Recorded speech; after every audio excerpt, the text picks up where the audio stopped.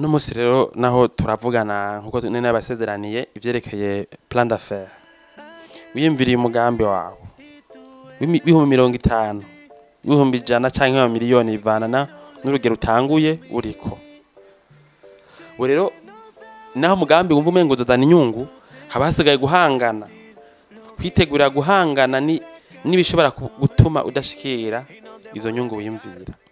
Rero ivyo mu kugira utegure neza uraja hano kandika. Ugategura ati mfise amahera ya ngomba gukorera mu burimyi, ngomba gukorera muri imprimerie, sindi ivyo ngomba gukoreramo, ngomba gukorera mu bworozi. None iyo niyo bita plan d'affaires. Ukene makuru arenga ngaha kuri bindi ko navuga, yoshaka kudusanga ko dukorera tukamwereka ivyumviro vyongereye kugira ngo ashobore kubishikako canke akatwandikira kuri internet. Hanyuma ufise umugambo ugomba gukora habasigaye igira kabiri cyo kwerekana rero ivyo tuma umugambo udahushikira. Ucuvuga toke naho ngomba kuwukora dufate niwo mu burimyi imvura ashaka kutazogwa. Bizosako nzovomera gute? Igikoresho ndogikura hehe?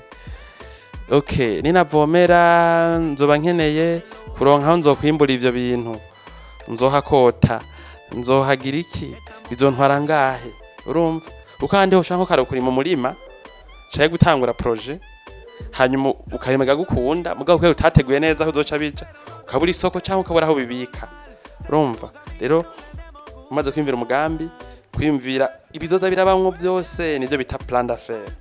Plan d'affaires tuko turagira ngaha sizimwe muhora mwumva bitango bankable zo kujana ama banki.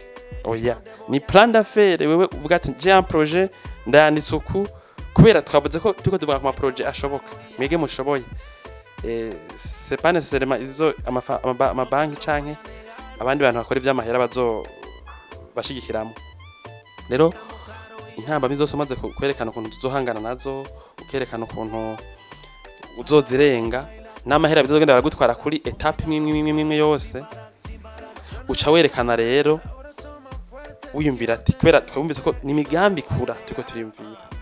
Umugambi na wiyumviriye nategeko ucuzontwara aho nzogukorera nimba ari tongo, nimba ari aho nzokota, nimba ari ibiro, nimba bivanye n'ivyo ukora, nimba ari ordinateur nkeneye.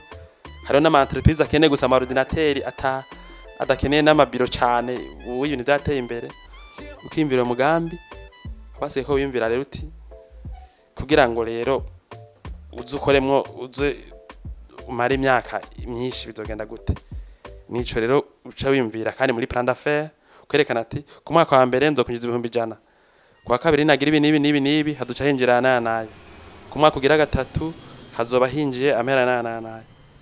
Ku mwaka ugira kane nzoba ngana ukuntu. Aho ni uri kwagira entreprise yumviriwe neza. Ahandi uri imburu no mwaka ukurikira bikanka kubera hari intambamye bitareganije umugambi uba wizwe nabi rero. Iyo niyo plan d'affaires kwerekana umugambi ukuntu wobaho aho uzogurisha ivyo ukora canke abo uzoha service utanga n'intame zotuma utabishikako. Hanyuma ukerekana kandi n'ukuntu umugambi uzokura. Twaravuze ivy'abavyeyi bacu mu biganiro biheze yoruguru mu misozi. Usanga umuntu yoroye ingurube zikaba 3 hagiye kuya kana cyayigurisha. Ni kuvuga c'est pas un projet no kwita industriel.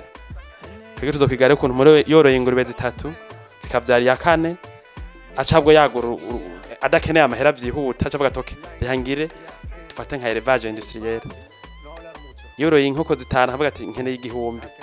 Nivyo tuzokwerekana ukuntu umuntu ashaka kuri dotere projet bisako urondera uzogurishiriza ukarondera abazoha service yawe gutyo niyo bita plan d'affaires rero.